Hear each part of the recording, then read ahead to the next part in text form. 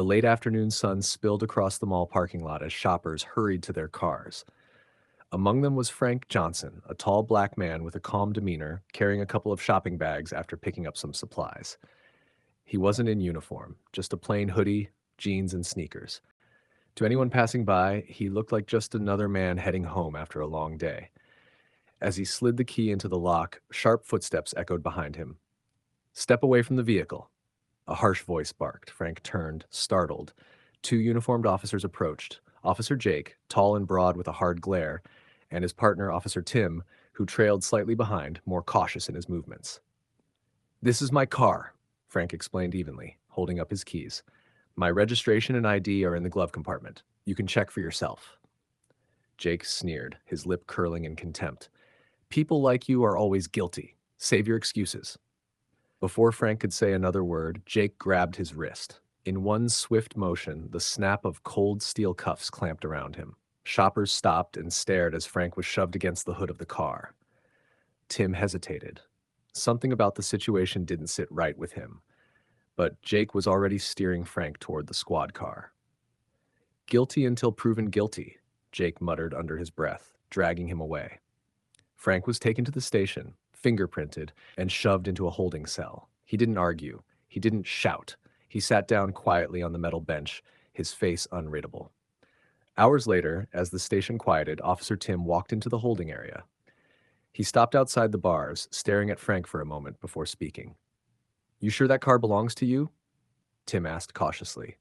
Frank met his gaze, calm as ever. "Yes, my registration and ID are in the glove compartment. That's all the proof you need." Tim frowned.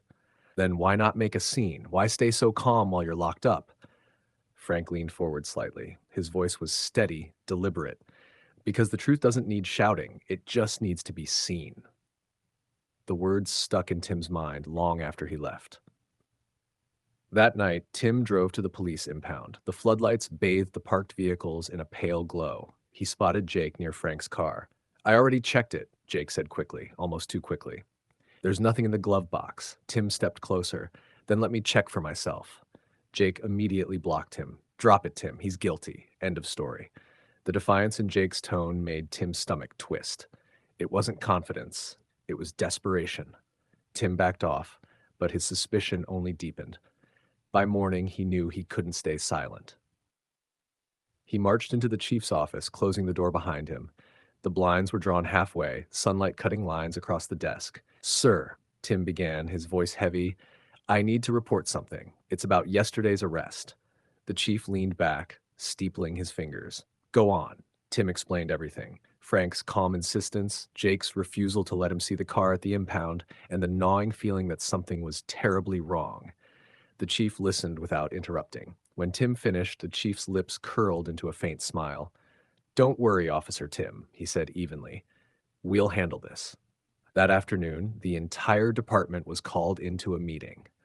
The room was filled with chatter until the chief's commanding voice silenced everyone. "Officers Jake and Tim," he said, "did you arrest someone for auto theft yesterday?" Jake straightened, puffing out his chest. "Yes, sir. Caught him red-handed." Tim shifted uncomfortably, eyes on the floor.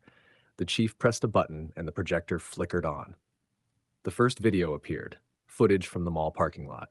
It showed Jake shoving Frank against the car, slapping the cuffs on, ignoring his protests to check the glove compartment. The room grew still. Then came the second video, security footage from the impound. Jake was caught red-handed, pulling papers from the glove compartment, glancing around, then slipping them into his pocket. Gasps rippled through the crowd. Jake's smug grin faded into panic. That's not what it looks like." But before he could finish, the doors opened. In walked Frank Johnson, not in cuffs this time, not in a hoodie, but in a crisp suit, polished shoes, and a badge gleaming at his side. Murmurs exploded in the room.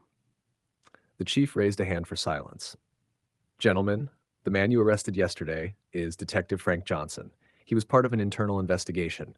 We set up this operation because we've had multiple complaints of racial injustice in this jurisdiction. And Jake, thanks to you, we now have the proof we needed." Jake froze in his seat, pale and sweating. His arrogance was gone, replaced by raw fear. The chief turned to Tim. You did the right thing by coming forward. This department needs officers who uphold the badge, not abuse it. Then, looking at Jake, his voice hardened. You're dismissed. In front of the entire department, Jake's badge and weapon were stripped from him. He was left standing humiliated, disgraced, and finished. Frank stepped forward, not with anger, not with pride, just steady conviction. Justice isn't just about what happens on the streets, he said. It's about what happens inside these walls, too. The room fell silent. Every officer felt the weight of his words. Because the truth was undeniable. The man they tried to look down on was the one standing above them all along. If you enjoyed this story, make sure to subscribe and like for more powerful stories like this.